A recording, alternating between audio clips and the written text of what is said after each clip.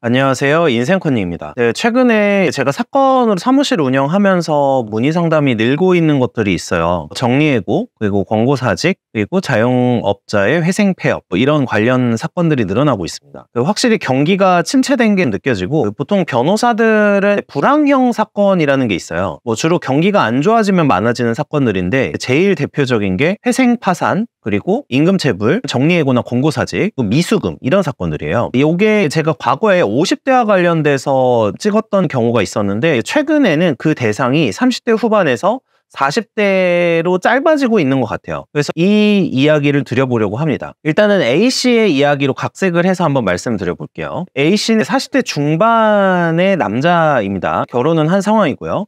현재는 중견기업에서 재직중이었는데 회사가 재정 상황이 악화되면서 인력 감축에 대한 논의가 오고 가고 있었어요. 그래서 회사 내에서 정리해고 대상자를 선정한다, 이렇게 해서 썰이 돌기 시작했는데, 안타깝게도 결국에 그 정리해고 대상자에 A씨가 올라가게 됩니다. 그나마 회사 측에서는 퇴직금을 많이 챙겨준다고 A씨를 달래면서 결국에 정리해고에 대해 받아들이라 말을 던집니다. 보통 저에게 정리해고에 대해서 다투겠다라고 하면서 오시는 분들도 있는데, 대체적으로는 다투시는 분들보다는 순응하시게 되는 경우가 많은 것 같아요. 그리고 자신뿐만 아니라 다른 동료들도 상당수가 정리해고 대상에 포함이 됐습니다. 그래서 자기뿐만 아니라 해당 부서에서 막 절반을 감축하고 이런 상황이었어서 정리해고가 많이 이루어진 거죠. 입사 동기들을 기준으로 봤을 때 이미 회사에서 버티지 못하고 퇴사한 친구들도 이미 있어요. 그 친구들 중에서는 몇몇은 기술 같은 걸 배워서 프리랜서로 일을 하기도 하고요. 당연히 몇몇 동기들은 자영업, 치킨집이라든지 카페라든지 편의점을 운영하기도 합니다. 근데 이제 이야기를 들어보니까 신통치는 않은 것 같아요. 그리고 어떤 친구는 요양보호사를 권하는 친구도 있고, 어떤 친구는 기술을 배우고 다른 걸 해라, 이렇게 요구하는 친구들도 있습니다. 주변의 지인들을 보니까 각자 자기가 생각한 대로 열심히 삶을 살고는 있는데, 최근에 경기가 안 좋아서 자영업 경기가 바닥이고 적자만 안 나도 다행이다, 이런 얘기를 주변에서 많이 들으신 거예요, A씨가. 그래서 일단은 자영업 창업보다는 기술을 배워서 해야 되나 지금 고민 중인 상황입니다. 근데 굉장히 답답해지는 건 뭐냐면, 이게 지금 초등학교에 다니고 있는 아이들 2명이 있어요. 그래서 매달 학원비로 100만 원 넘게 지출을 하고 있는데, 물론 국가에서 지원이 나오기는 하지만 이거를 어떻게 해야 될까, 향후에 어떤 식으로 아이를 키워야 될까 굉장히 막막해지는 거죠. 당장 퇴직금 받은 걸로 어느 정도 생활은 가능하긴 해요. 한 1, 2년 정도는 충분히 가능하겠지만 길어야 2년 정도면 바닥을 드러낼 게 분명한 상황입니다. 그리고 이 다음에 결혼을 하지 않은 B씨의 사례를 한번 말씀을 드려볼게요. B씨는 결혼을 한 번도 안 했고 40대 중반의 남성입니다. 근데 이제 B씨 입장에서는 내가 다니고 있던 직장이 있었는데 중소기업인데 한 50인 정도 되는 기업이에요. 근데 사실 작은 기업은 아니죠. 근데 막연하게 정년을 60세 정도까지는 할 수 있다라고 생각을 하고 있었고, 해당 기업에서 월급으로 400만 원 정도를 벌고 있었어요, 실수령 기준으로. 근데 회사 내에서 안 좋은 소식이 들리기 시작을 합니다. 거래처 중에 한 회사가 회생 절차에 들어갔다는 소식이 들려요. 근데 처음에는 B씨 입장에서는 이게 뭐 문제인가 이렇게 생각을 했었을 거예요. 그러나 주변 거래처 업체가 회생에 들어갔다는 이야기는 우리가 그 해당 회사에 받을 돈을 못 받는다는 뜻이죠. 그래서 받을 돈이 한 20억이 넘었나 봐요, 그 회사 입장에서. 결국에 이 20억, 채권이라고 하는데, 이 채권은 휴지 조각이 되어버리고, B씨가 다니던 회사가 결국에는 자금 대출이나 이런 융통이 안 돼서 결국에 폐업을 하게 됩니다. 이러면서 채당금이라고 해서 근로복지공단에서 어느 정도 지급을 받기는 했지만 별로 그렇게 아주 큰 돈은 아니었던 거고, 퇴직금도 사실은 완전하게 다 받기가 어려웠어요. 그나마 그동안 모아놓은 돈 1억 원 정도는 있는 상황이었는데, 사무직으로 B씨가 일을 하고 있었기 때문에 앞으로 뭘 해야 될지 되게 막막한 상황이죠. 후회가 남는 부분이, 인생 계획을 60세까지는 일을 할 수 있을 것이라고 생각하고 돈을 모으고 있었는데 이 시기가 너무 빨리 와버렸다는 거예요. 그리고 월급이 300만 원이 넘어가면서 사실 아이가 없으니까 기본적인 소비를 늘렸었던 부분이 있어요. 그런데 이 점도 아쉬워지는 거고, 다른 거라도 시간이 있을 때 공부를 미리 해놓을 걸 하는 후회가 밀려오게 됩니다. 돈도 모아놓을 걸, 그리고 자기가 회사에서 정년까지 채울 수 있겠지라고 생각했던 그 기대에 대해서 너무 낙관적으로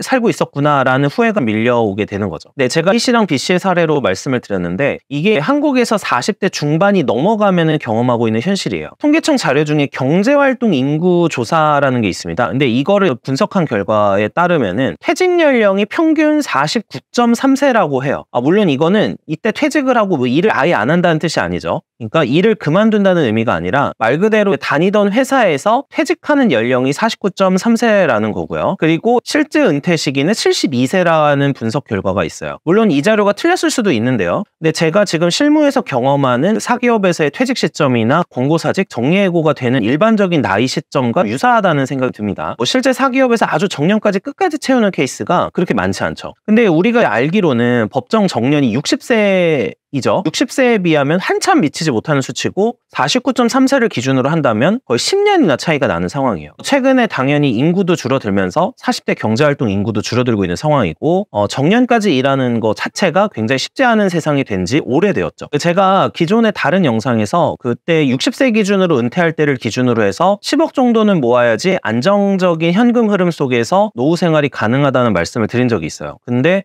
49.3세라고 하면은 현실이 조금 더 냉혹하죠. 본래 40에서 50대가 가장 소득이 높을 시기라는 거는 다 아실 거예요. 근데 이 시기가 앞당겨지고 소득을 결국에 올리지 못한다면 20대, 30대 때 모아놨던 돈을 가지고 생활을 해야 된다는 뜻이 되고, 그리고 이직을 준비하려고 해도 뭔가 공부할 시간이 필요하죠. 그리고 인생 후반에 써야 할 10년치, 50대에 벌 돈이 완전히 사라지는 겁니다. 그래서 이거를 다른 일로서 채워 넣어야 되는데 이것도 쉽지 않은 거죠. 실제로 금융권의 경우에는 제 친구나 제 지인들도 많이 다니면서 얘기를 하는 게 30대 후반부터 정리해고가 되기도 하죠. 그래서 물론 금융권의 경우에는 연봉 수준도 굉장히 높고 또 퇴직 시에 이거는 회사마다 다르겠지만 거의 몇 년치를 지급하기도 해요. 그래서 돈은 많이 들고 나오는 편이지만 제가 아는 지인도 어떤 걸 해야 될까 고민하다가 결국에 증권사에 다니다가 퇴직을 한 후에 전업투자자로 돌아섰거든요. 그래서 이렇게 하기도 하는데 일반적인 사무직 출신의 어떤 퇴직 후의 상황은 굉장히 어려운 거죠. 모아놓은 돈도 없다면 더 굉장히 힘든 거고요. 그래서 제가 생각하는 거는 결국에 30대 후반에서 40대 초반부터 내가 퇴직을 했을 때 어떻게 해야 될지를 사실 대비하기 시작을 해야 된다는 뜻이에요. 그래서 퇴직 시에는 어떻게 생계를 유지할 거고 어떻게 소득을 올릴 건가를 미리 고민하고 준비를 해야 될 거라고 생각이 들어요. 왜냐하면 평균적인 수치나 통계치가 그렇기도 하고요. 그리고 베스트는 퇴직하신 분이 원래 몸담고 있었던 분야의 전문성이 있으니까 같은 분야의 회사로 취업을 하는 건데, 제가 실제 사건을 지금 현재도 하다 보면은 해당 분야가 계속 성장하는 추세면은 괜찮은데 그렇게 하다가 퇴사를 하게 되면은 관련 회사로 다시 재취업을 하는 게 굉장히 어렵다는 거를 몸으로 체감을 하고 있습니다. 그래서 자기가 전문성이 있는 분야의 새로운 직장에 취업하는 건 어렵게 되고 내가 기존에 벌던 돈보다 훨씬 더 못한 돈을 받는 일을 할 수밖에 없는 상황들이 벌어진다라는 거고요. 그리고 더 문제가 뭐냐면 제가 2030 관련 컨텐츠를 예전에 많이 다뤘었는데 2030 세대가 일을 시작하는 시기 자체가 지금 늦어지고 있죠. 보통 남자들의 경우에도 한 30살, 29살 정도에 막 일을 시작하는 경우도 많은데 퇴직 연령이 49세라고 가정을 하면은 한 20년 정도 일하고 그 이후부터는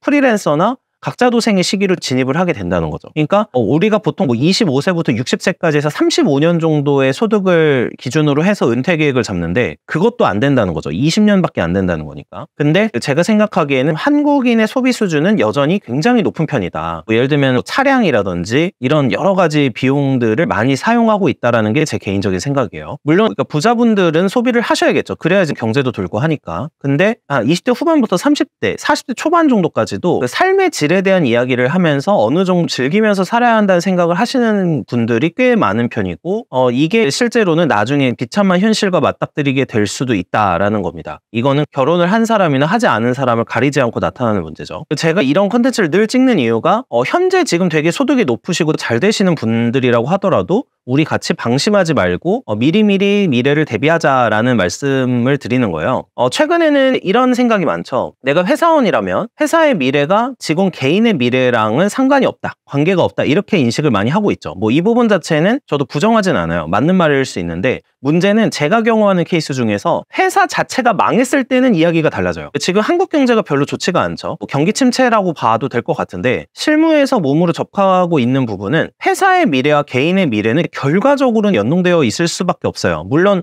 회사가 안정적으로 유지되고 매출도 꾸준히 나왔을 때는 이런 부분이 상관이 없어요. 내 개인 삶을 추구해도. 근데 내가 몸담고 있는 회사 자체가 망해버리면 문제가 되는 거죠. 회사는 회사고 나는 나, 이런 사고방식은 절반은 맞지만 절반은 틀렸다고 생각은 해요. 그래서 이거는 회사가 유지된다는 전제가 필요하니까. 그래서 항상 미리 부를 축적을 하거나 원래부터 일하는 분야가 쉽게 이직이 가는 거거나 프리랜서로 활동할 수 있는 분야를 할 수 있다면 좋을 것 같다는 생각을 하고요.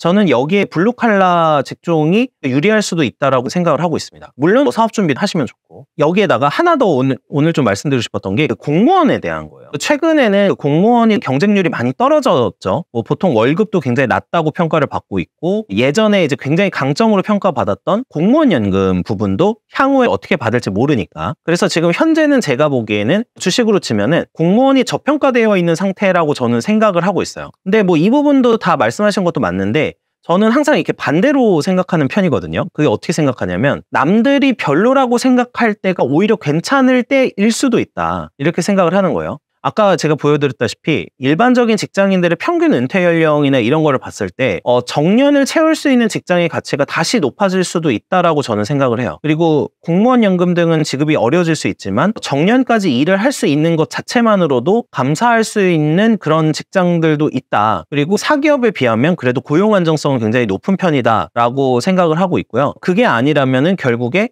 개인이 생존할 역량, 그리고 기술 같은 거를 배워서 스스로 대비를 해야 될 거고, 또 당연히 자산을 축적해야 하는 그런 것도 준비를 해야 될 겁니다. 인간은 내가 현재 처해 있는 상황이나 일을 하고 있다면 일을 할 거라는 거가 영원할 거라는 착각에 빠지기가 쉽다고 저는 생각해요. 그래서 저희 사실 시청자분들이나 이 영상을 시청해 주신 분들은 보통은 미래를 많이 대비하시는 분들일 텐데, 그래서 대비를 하는 사람들이 항상 대비를 하지 않는 사람들보다는 한 발짝 앞서갈 수 있다고 저는 생각을 하고 있거든요. 그래서 자산을 축적하는 데 항상 노력도 기울이고 재테크를 하시는 거에 관심을 가지셔야 되고, 회사 내의 경험을 통해서 이직이나 프리랜서로 일할 수 있는 것들을 준비를 해놓으면 좋지 않을까 생각을 해보게 됩니다. 시청해주셔서 감사합니다.